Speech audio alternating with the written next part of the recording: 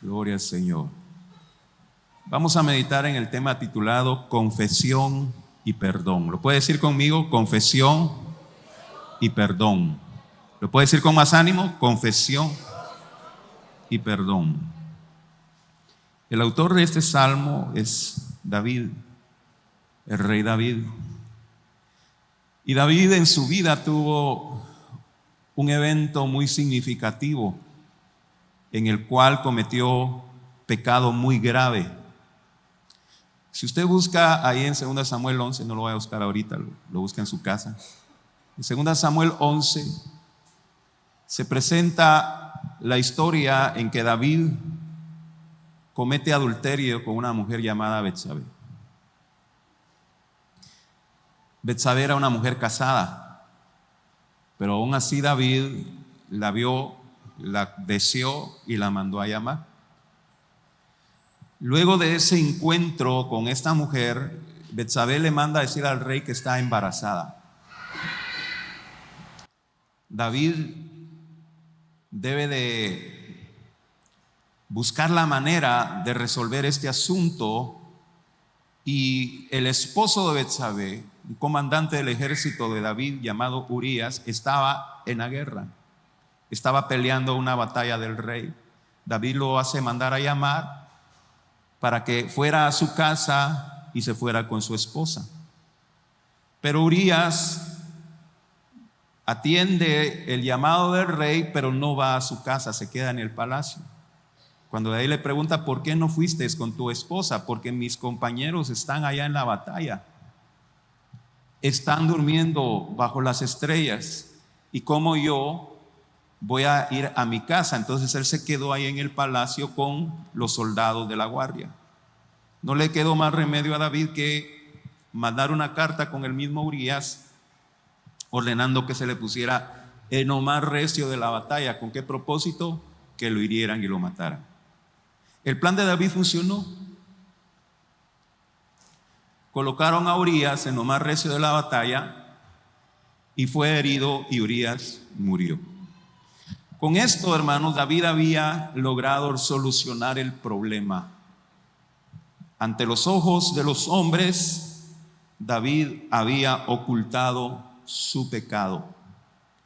Luego de que Betsabé guardó el luto de la muerte de su esposo, David la hace traer al palacio y la convierte en una de sus esposas. De manera que ante la justicia de los hombres y ante la justicia de Dios, David había cometido un terrible pecado digno del mal, cruel castigo. Sin embargo, aquí en el Salmo 32, David declara que aunque logró su plan, aunque logró ocultar su pecado, no había tranquilidad en él. Amén. Dice el versículo 3: mientras callé se envejecieron mis huesos en mi gemir todo el día. Isaías 48:22 dice que no hay paz para los malos, no hay tranquilidad. Pero Dios en su misericordia envía al profeta Natán, y llega el momento en que Dios confronta a David con su pecado. Y no pudiendo David soportar más la angustia, no pudiendo soportar más la carga, confiesa su pecado y es perdonado. De manera que en el versículo 5 que leímos dice: mi pecado te declaré y no encubrí mi iniquidad. Dije: confesaré mis transgresiones a Jehová, y tú perdonaste la maldad de mi pecado. Entonces, hermanos, tenemos que ver un poco más a fondo este salmo para encontrar los pasos necesarios para encontrar el perdón y la salvación de Dios. Amén. Lo primero que tenemos que entender es la confesión de pecados. David expresa: mi pecado te declaré. Ahora, escúcheme por favor. Para que alguien pueda declarar sus pecados, escúcheme, es necesario que los reconozca. Amén.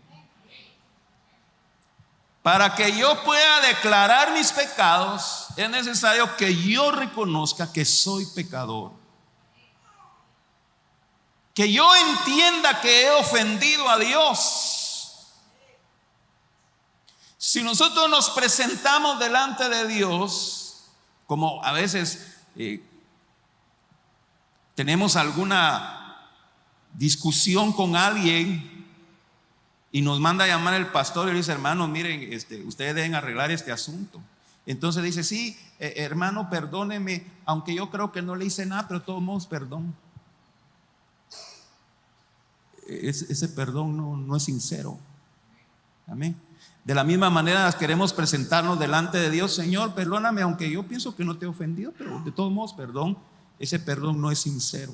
No está reconociendo su pecado. Y ese es el problema más grande de la humanidad, porque la mayoría no es consciente o no reconoce que es culpable de pecado. Incluso los cristianos evangélicos, muchos no reconocen que son pecadores, no reconocen que han ofendido a Dios. Y como decimos coloquialmente, se hacen los locos. De manera, hermanos, por favor, préstenme atención. Reconocer nuestra condición de pecado es indispensable para alcanzar el perdón y la gracia de Dios. Ahora, si usted estudia la historia de David y estudia la historia de Saúl, ambos pecaron. Saúl fue desechado y David fue perdonado. Pero si vemos los pecados de Saúl, vamos a encontrar que según el criterio humano, los pecados de Saúl fueron menos graves que los pecados de David. Y rápidamente vamos a verlo, hermanos, porque si no, no se nos va a alcanzar el tiempo. En primer lugar, el primer pecado que cometió el rey Saúl fue que usurpó las funciones de profeta. En 1 Samuel 13:9, y luego vamos a leer el versículo 13:9 y 13:13. Entonces dijo Saúl: traedme el holocausto y ofrenda de paz, y ofreció el holocausto. Esto que hizo ahí Saúl no le correspondía a él hacerlo, le correspondía al profeta Samuel. Entonces el versículo 13 dice: entonces Samuel dijo a Saúl: locamente has hecho, no guardaste el mandamiento de Jehová tu Dios que él te había ordenado, pues ahora Jehová hubiera confirmado tu reino sobre Israel para siempre. Desechado por usurpar las funciones de profeta. El segundo pecado de Saúl: Dios le ordenó a Saúl destruir a Amalek y al rey Agag de Amalek. Pero Saúl no obedeció, no cumplió totalmente la instrucción de Dios. Dejó vivo al rey Amalek y a lo mejor del ganado. Entonces en 1 Samuel 15:11 dice: me pesa haber puesto por rey a Saúl, porque se ha vuelto en pos de mí y no ha cumplido mis palabras. Y se apesadumbró Samuel y clamó a Jehová toda aquella noche. Entonces los pecados de Saúl fueron estos: haber tomado el puesto del profeta Samuel. El segundo pecado, no haber cumplido a cabalidad la palabra de Dios. Obedeció a medias. Esos fueron los dos pecados de Saúl por los cuales él fue desechado. Pero ¿cuáles fueron los pecados de David? Cometer adulterio con Betsabé y luego mandar a asesinar a su esposo. De manera, hermanos, que ante los ojos de la justicia humana, y enfatizo eso, ante los ojos de la justicia humana, los pecados de David fueron más graves que los pecados de Saúl. Pero David fue perdonado y Saúl fue desechado. ¿Por qué fue eso, hermanos? ¿Por qué fue eso? Porque David reconoció su pecado y lo confesó. Mientras que Saúl no quiso reconocer sus pecados, no se arrepintió y por lo tanto no los confesó. En 1 Samuel 15:30 vemos que dice la Biblia que Saúl le dijo a Samuel, he pecado. Y aunque pudiéramos considerar que él reconoció que era pecador, no lo hizo de corazón, porque lo estaba haciendo para que el profeta lo honrara delante de los hombres.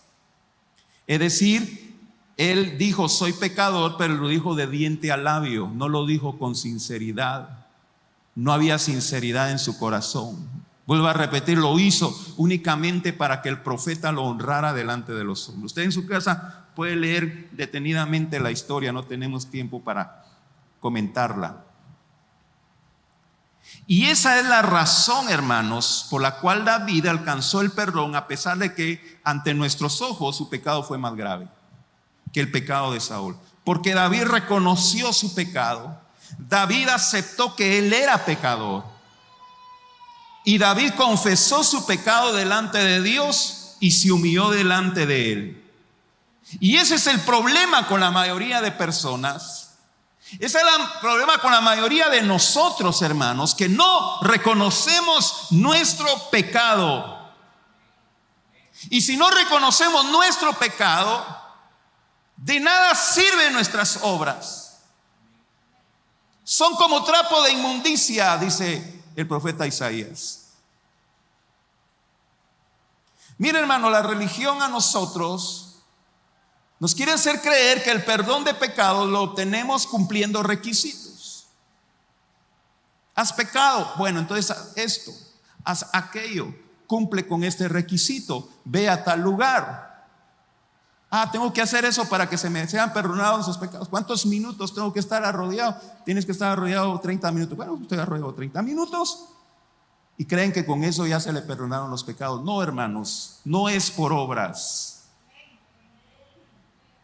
Es reconocer que hemos ofendido a Dios. Es reconocer que hemos pecado contra Dios, ser conscientes que hemos ofendido a Dios con nuestros pecados. Aquella persona que comete pecado y los oculta ante los ojos de los hombres se siente satisfecha. He logrado engañar a mi papá, a mi mamá, a mi cónyuge, al pastor, a los hermanos de la iglesia, los he llegado a engañar. Voy a la iglesia, levanto mis manos y que me miren que soy cristiano, pero hay un pecado oculto. ¿Qué dice Gálatas 6:7? No os engañéis, Dios no puede ser burlado. Todo lo que el hombre sembrare, eso segará. Es cierto, hermanos, que necesitamos obtener la aprobación de nuestras autoridades, de nuestros padres, de nuestros cónyuges, de nuestro pastor, pero la aprobación que vale más es la aprobación de Dios. ¿Y sabe qué es lo tremendo, hermanos? Que muchas personas pretenden ocultar sus pecados, pero todo el mundo lo sabe. Todo el mundo lo sabe.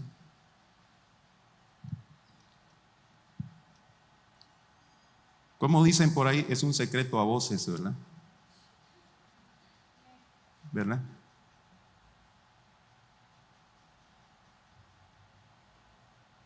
Hermano fulanito, por ahí me contaron que dejó embarazada a la doña de por allá. Ay, no, hermano, no, para nada. Y cuando nace lo ve con toda la cara el hermano.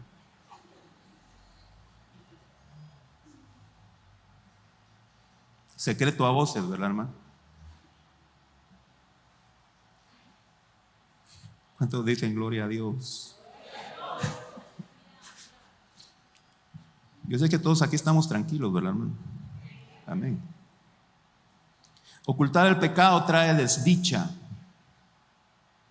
Ocultar el pecado trae intranquilidad, pero confesarlos trae paz, tranquilidad, limpia conciencia.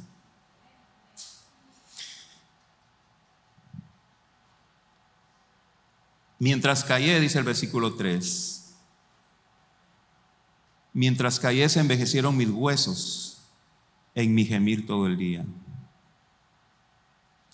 Miren, hermanos, cuando nosotros amamos a Dios, Cuando nosotros hemos tenido un encuentro personal con Jesucristo, nos sentimos intranquilos cuando hemos ofendido a Dios.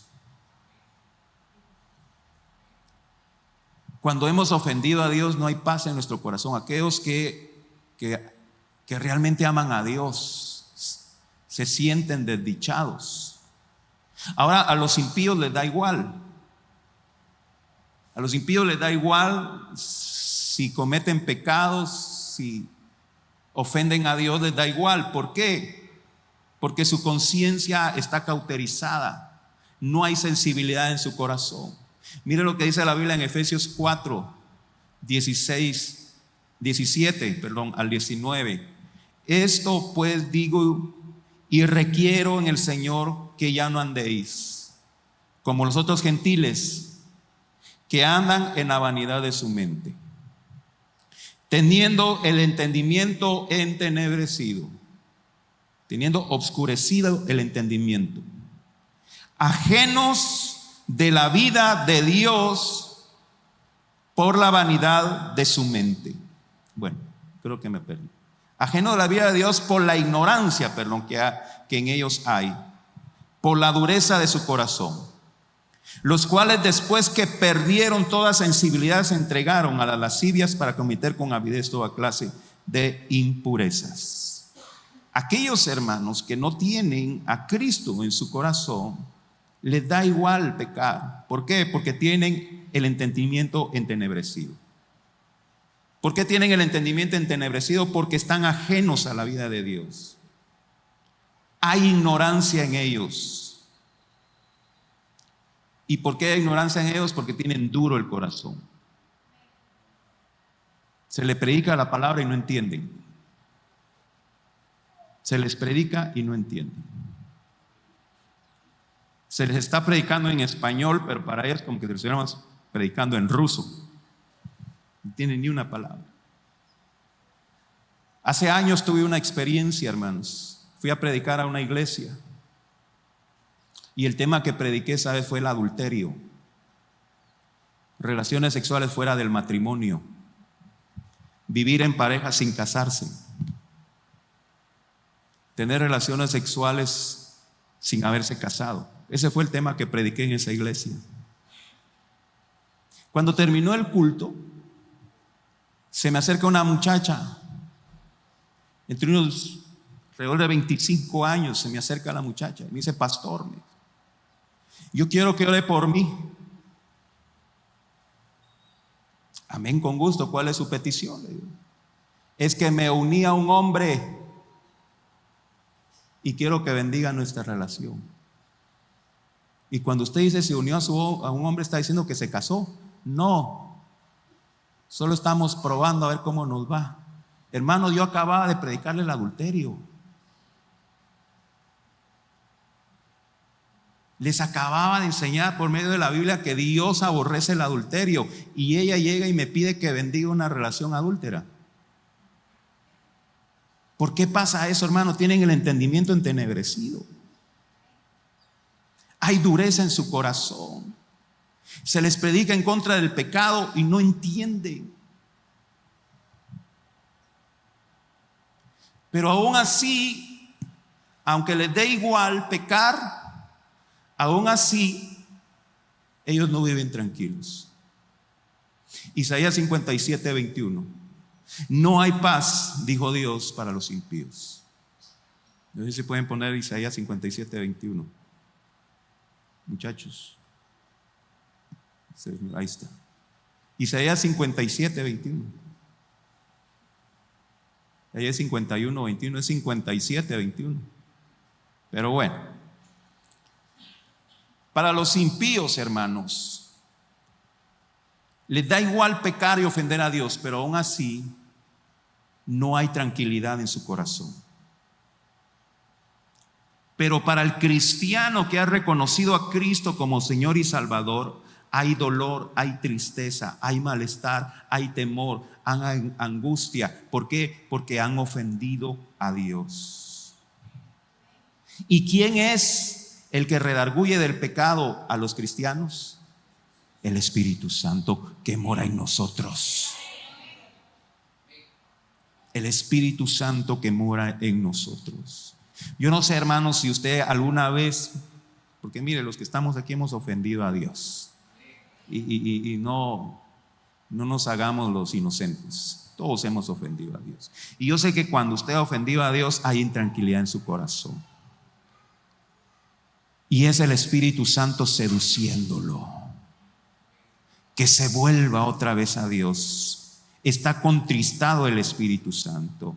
Entonces David dice: mientras callé se envejecieron mis huesos en mi gemir todo el día.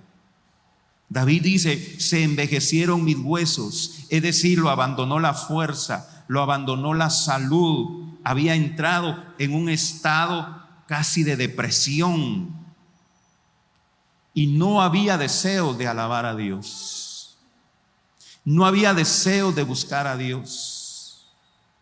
La sequedad de los huesos, hermanos, es frialdad espiritual.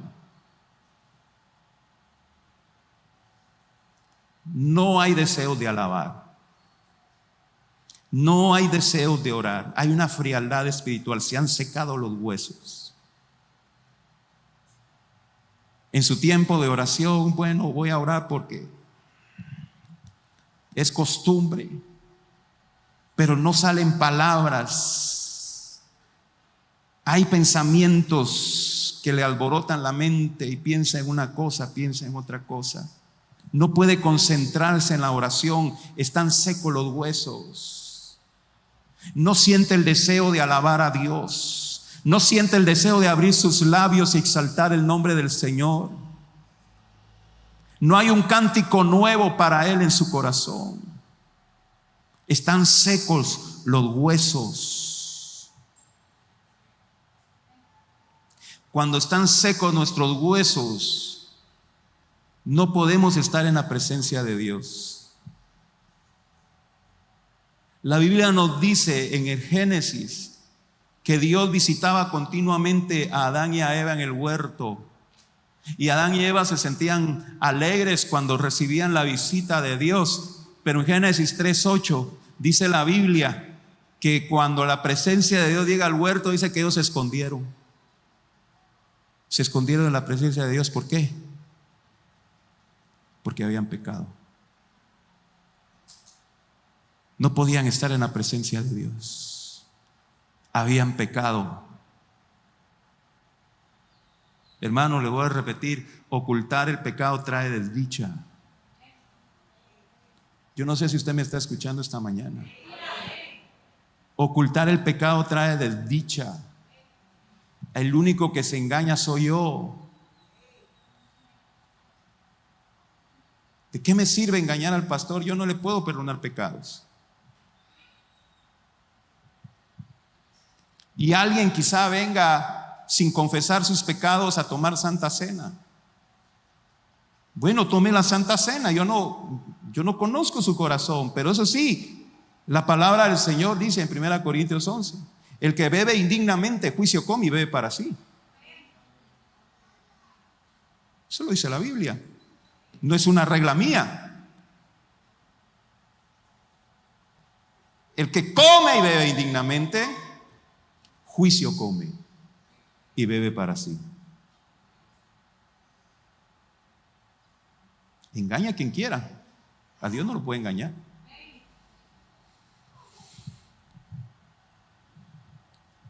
Pero hay esperanza. ¿Cuántos dan gloria a Dios por eso? Hay esperanza. Hay esperanza. Nuestro Dios es un Dios de misericordia.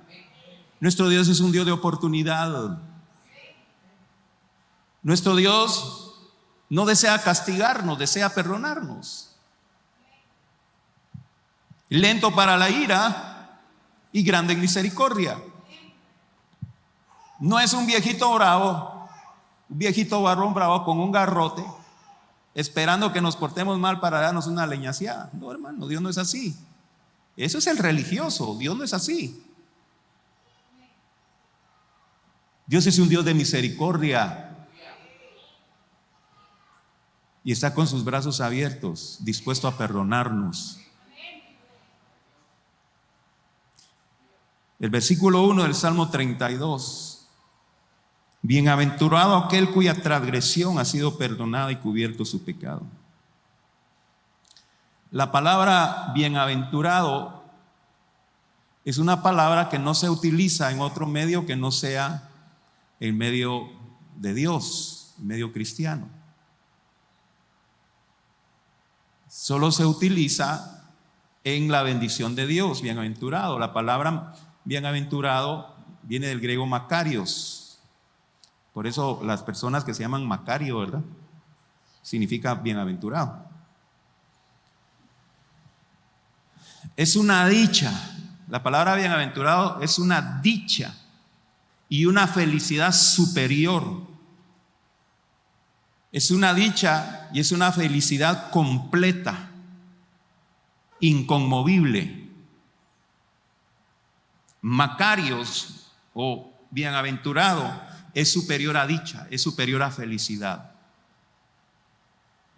Mientras que la dicha y la felicidad terrenal depende de las circunstancias, la bienaventuranza es duradera porque depende de Dios. Amén. Es decir, alguien dice, es dichoso porque se ganó 1,000,000 de quetzales. Qué lujo, ¿verdad, hermanos? Aquí en Guatemala, 1,000,000 de quetzales, es mucho dinero. Amén. Dichoso. Pero si en Colombia se los gana 1,000,000 de pesos colombianos, ¿será igual a dicha? No, porque el peso colombiano, 1,000,000 equivale a cerca de 2,000 quetzales. ¿Verdad? Bueno, hermano, ¿y por qué no mejor utiliza dólares, 1,000,000 de dólares? Bueno, qué dichoso el que se gane 1,000,000 de dólares aquí en Guatemala. Pero si vive en Nueva York, en la Quinta Avenida, 1,000,000 de dólares no es nada, se gasta mucho. Entonces, hermano, la felicidad terrenal depende de las circunstancias, depende de dónde esté. Depende. Imagínense, hermano, se ganó 1,000,000 de dólares, pero hubo una crisis financiera en el país y se devalúa la moneda. Ya no es la misma dicha, ya no es la misma felicidad. ¿Por qué? Porque la dicha y la felicidad terrenal, escúchame bien, depende de las circunstancias. Dichoso porque te casaste con la mujer más bonita. Dichoso, te casaste con la mujer más bonita. Espérese 10 años. Sí, hermano, la Biblia lo dice. Engañosa es la gracia, ¿verdad? Y vana la hermosura. Amén. Espérese 10 años. Vamos a ver si es la misma dicha. Igual te casaste con el hombre más atlético, te casaste con el hombre más guapo. Espérese unos 2, 3 años que le crezca la barriga. A ver si es la misma dicha. Eso sin contar el mal carácter, ¿verdad, hermano? Pero la bienaventuranza es duradera porque no depende de las circunstancias, sino depende de Dios. De manera que felices y dichosos en plenitud quienes son borrados sus pecados y reciben el perdón de Dios. No hay ninguna circunstancia que pueda cambiar esa dicha y esa felicidad. Se devalúa la moneda, sigue la dicha y la felicidad. Se pierde el negocio, el trabajo, sigue esa dicha, esa felicidad. Y muchas veces, hermanos, por estar buscando la dicha y felicidad en las cosas de este mundo, lo que se va a encontrar es dolor y desdicha. Mientras que la bienaventuranza está garantizada porque no depende de nada de este mundo, sino que depende de Dios.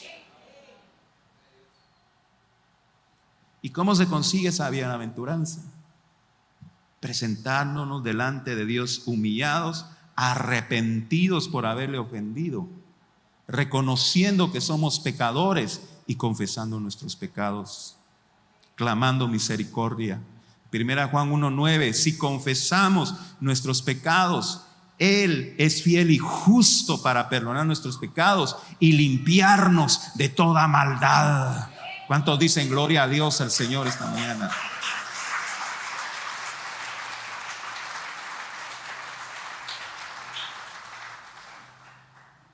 Hermanos, ¿y qué nos referimos de confesar los pecados? ¿Es necesario venir ante el pastor, confesar los pecados? No precisamente, pero sí ayuda. Pongamos un ejemplo: alguien se mete a robar en una casa y viene el Espíritu Santo y lo redarguye de pecado. Tiene que confesar su pecado. Y mejor si se lo va a confesar a quien le robó y le devuelve lo que le robó. Amén. No hacerse loco.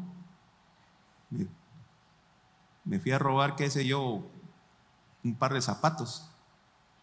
El Espíritu Santo lo redarguye. Mire, perdone, yo me metí a robar su casa y me robé unos zapatos y aquí están. Confesó su pecado a quien ofendió, ¿verdad, hermano? Y si lo viene a confesar con el pastor, está bien.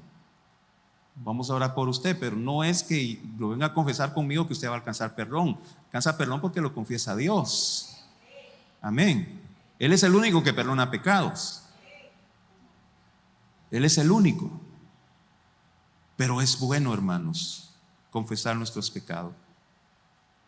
De manera, iglesia, que cuando hemos sido perdonados, cuando hemos presentado delante de Dios con sinceridad y somos perdonados, hay dicha en nuestro corazón.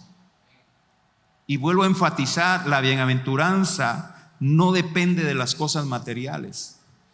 Por tanto, no importa si hay abundancia o escasez, si hay salud o enfermedad, la dicha y el gozo permanecen porque depende de Dios. Amén. Depende de Dios. Aquella persona que oculta su pecado quiere convencerse de que está bien. Quiere convencerse de que hay tranquilidad en su corazón. ¿Por qué? Porque no han descubierto su pecado, pero ese es un engaño de Satanás. Ya leímos ahí en Efesios 4 que hay ceguera espiritual, su entendimiento está entenebrecido y no puede comprender que hay más dicha y paz en el perdón y la misericordia de Dios. Hay más tranquilidad. Ahora, hermanos, no es grato para nosotros el que los demás sepan que hemos pecado.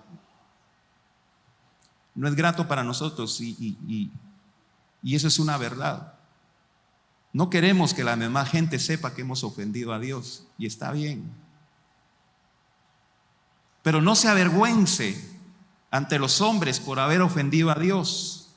¿Por qué? Porque todos somos pecadores. Si alguien se burla de usted o lo señala por haber ofendido a Dios, por haber pecado, es porque esa persona no reconoce que también es pecadora.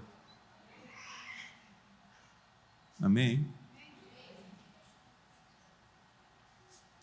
Por eso el Señor Jesucristo dice: antes de verle la paja al ojo de tu hermano, revisa tú la viga que tienes en tu ojo. Y el Señor lo dijo en ese sentido. No es que nosotros vayamos y confrontemos a algún hermano con su pecado. No, lo que está diciendo, antes de ir a confrontar a alguien con su pecado, considérese a usted mismo, porque usted también es pecador. Todos hemos ofendido a Dios. Con la vara que nosotros medimos, se nos medirá y se nos añadirá un poco más. Así que no nos avergoncemos ante los hombres. Hermanos, si la iglesia, esta congregación no es un club de santos, es una congregación de pecadores necesitados de Dios. Si estamos aquí es porque necesitamos de Dios. Necesitamos el perdón de Dios. No lo hemos alcanzado aún, pero seguimos a la meta. No hemos alcanzado la plenitud de la santidad aún, pero continuamos avanzando, hermanos. Todos nosotros, todos los que estamos aquí. No se sienta avergonzado. Ay, me da pena. ¿Por qué? Bueno, sienta pena delante de Dios por haber ofendido, pero no delante de los hombres. Todos hemos ofendido a Dios. Y como dice el apóstol Juan, el que dice que no ha pecado es mentiroso y no tiene a Dios en su corazón. Todos. Quien se burle, quien lo desprecie, quien lo señale, no está aceptando que también es pecador. Hermanos, la mejor opción es Cristo Jesús. Isaías 1:18, bastante conocido el pasaje. Venid luego, dice Jehová, y estemos a cuenta. Es la invitación del Padre. Si tus pecados fueren como la grana, como la nieve serán emblanquecidos, y si fueren rojos como el carmesí, vendrán a ser como blanca lana. Iglesia, no ocultemos nuestro pecado, confesémoslo delante de Dios. Mire, dice 1 Corintios 11, hablando de la cena del Señor, por eso hay muchos enfermos. Amén. Por eso hay muchos debilitados y muchos duermen. Se mueren, pues. Por eso, hermanos, hermano, yo solo enfermo me mantengo. Me brinca el ojo, me pica el codo, me sale uña encarnada. Hay muchos enfermos y debilitados. Examinemos nuestro corazón, hermano. Examinémonos. No, pastor, yo no he pecado. El que dice que no ha pecado es un mentiroso. Es un mentiroso. Y el Señor da la oportunidad, hermanos. ¿Por qué queremos seguir cargando con ese peso en nuestro corazón? ¿Por qué? No vale la pena. No vale la pena guardar las apariencias, hermanos. No es un buen negocio. No vale la pena guardar las apariencias mientras que en nuestro corazón haya angustia, haya amargura. Es mejor rendir nuestro corazón a Cristo y decirle: Señor, te necesito, te he ofendido, Padre, perdona mis pecados, perdona mis transgresiones, perdona toda mi maldad, perdona todos mis pecados, Padre Celestial. Esa es la invitación del Padre esta mañana, iglesia. Esa es la invitación del Señor esta mañana. Yo le invito a que se ponga de pie.